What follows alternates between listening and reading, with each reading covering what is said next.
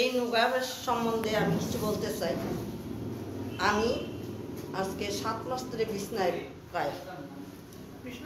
বিছনায় ছিলাম।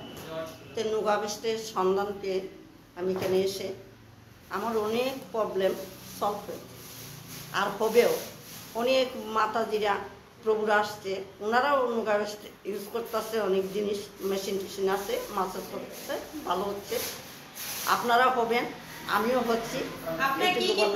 আমার অনেক প্রবলেম ছিল, নার্ভের প্রবলেম ছিল, কোমরের ব্যথা ছিল, মাথার যন্ত্রণা, ঘুমাতাম না রাত্রে। 7 মাসই প্রায় বিছনায় ছিলাম।